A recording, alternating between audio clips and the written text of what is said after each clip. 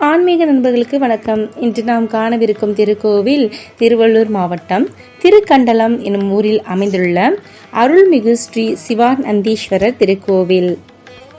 கோவிலின் மூலவர் சிவானந்தீஸ்வரர் என்றும் உற்சவர் சோமாஸ்கந்தர் என்று அழைக்கப்படுகிறார். தாயார் ஆனந்தவல்லி. கோவிலின் தலவிருட்சம் கள்ளிமரம். தீர்த்தம் நந்தி தீர்த்தம். ஆகமம் மற்றும் பூஜை காரண ஆகமம். கோவிலின் புராண பெயர் திருக்கல்லில். இக்கோவிலில் சிவன் சக்தி தட்சிணாமூர்த்தியாக தனிச்சந்நிதியில் இருக்கிறார். இவர் இடது கைகளில் அமுத கலசமும் ஏடு ஏந்தி அம்பாளை அணைத்தபடி காட்சி தருகிறார். அருகில் பிருகு முனிவர் அவரை வணங்கியபடி இருக்கிறார். இத்தலத்தின் தல விநாயகர் திருநாமம் சுந்தர விநாயகர். மூலவரின் மேல் உள்ள விமானம் கஜபிருஷ்ட அமைப்புடையது. பிருகு முனிவர் சிவனை மட்டும் வணங்கும் பழக்கமுடையவர். ஒரு சமயம் சிவனை பார்க்க அவர் கைலாயம் சென்றார்.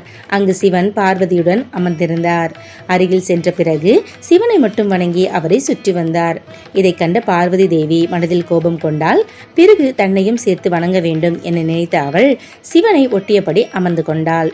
பிறகுவோ வண்டு வடிவம் எடுத்து சிவனை மட்டும் சுற்றி வந்தார்.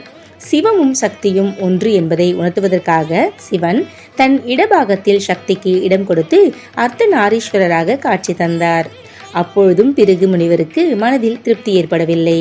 என்னதான் இருந்தாலும் சிவன்தானே பெரியவர் என்ற எண்ணம் அவர் மனதில் இருந்தது.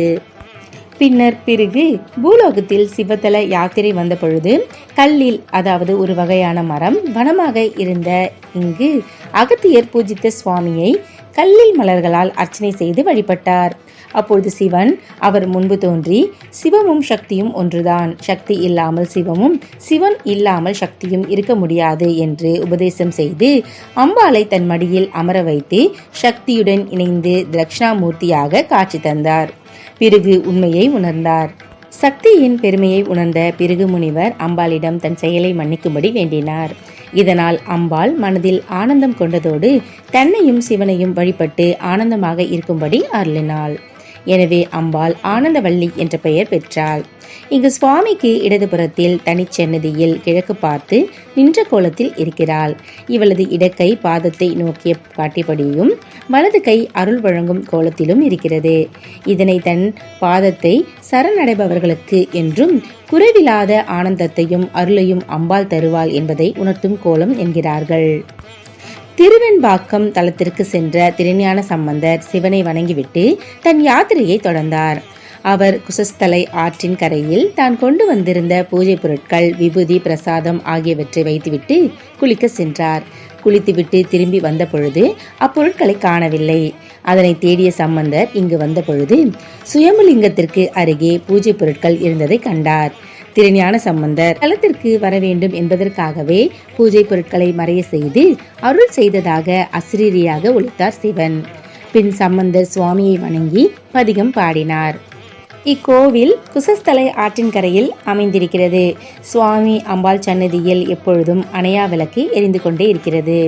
பிருகு முனிவர் கள்ளி மலர்களால் பூஜித்த சிவன் என்பதால் சுவாமிக்கு திருக்கல்லீஸ்வரர் என்ற பெயரும் தலத்திற்கு திருக்கல்லில் என்ற பெயரும் இருக்கிறது. அகத்தியருக்கு காட்சி தந்தது போலவே சுவாமி அம்பாள் சன்னதிகளுக்கு நடுவில் பாலசுப்பிரமணியர் தனிச்சன்னதியில் அமைந்து சோமாஸ்கந்த வடிவமாக இக்கோவில் இருக்கிறது. இவர் வலது கையில் ஜபமாலை, இடக்கையில் தீர்த்த கலசத்துடன் பிரம்மாவின் அம்சத்துடன் தனியே நின்ற கோலத்தில் காட்சி தருவது சிறப்பு. இங்குள்ள நந்தி மிகவும் விசேஷமானது. இவரது பெயரிலேயே சிவனை சிவானந்தீஸ்வரர் என்றும் தீர்த்தத்தை நந்தி தீர்த்தம் என்றும் அழைக்கின்றனர். பிரகாரத்தில் சுந்தர விநாயகர், காலதீஸ்வரர், ஆஞ்சநேயர், நெல்லி மரத்தின் கீழே நாகர், நவகிரகங்கள், பைரவர் ஆகியோரும் இருக்கின்றனர்.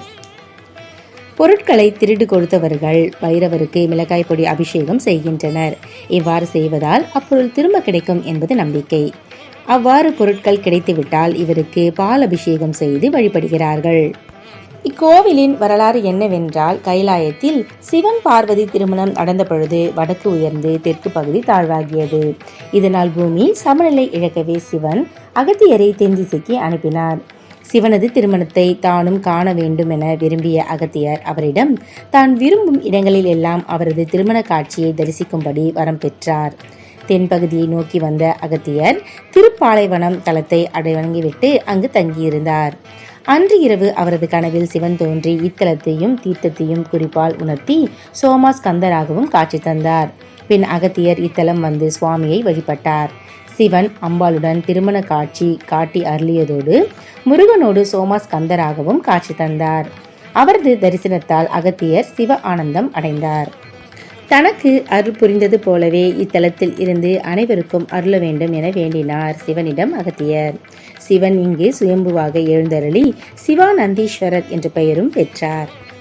இக்கோவிலின் பிரார்த்தனை என்னவென்றால், பிரிந்திருக்கும் தம்பதியர்கள் தட்சிணாமூர்த்திக்கு வியாழக்கிழமைகளில் கள்ளி மலர்களால் அர்ச்சனை செய்து வழிபட்டால் குடும்பத்தில் ஒற்றுமை உண்டாகும், திருமண தடைகள் நீங்கும், வறுமை நீங்கி செல்வ செழிப்பு உண்டாகும் என்பது நம்பிக்கை. பிரார்த்தனை நிறைவேறியவர்கள் சுவாமிக்கும் அம்பாளுக்கும் மற்றும் தட்சிணாமூர்த்திக்கு வஸ்திரங்கள் சார்த்தி சிறப்பு அபிஷேகங்கள் செய்து நேர்த்திக்கடன் செலுத்துகின்றனர். கோவிலின் திருவிழாக்கள் திரு கார்த்திகை, மகா சிவராத்திரி, திருவாதிரை, கந்த சஷ்டி இங்கு வெகு விமர்சையாக கொண்டாடப்படுகிறது. சிவனின் தேவார பாடல் பெற்ற 274 சிவாலயங்களில் இது 251வது தேவார தலமாகும். பக்தர்கள் அனைவரும் இத்திருத்தலத்திற்கு சென்று சிவானந்தீஸ்வரரை வழிபட்டு வாழ்வில் எல்லா வளமும் பெற அன்புடன் வேண்டுகிறோம்.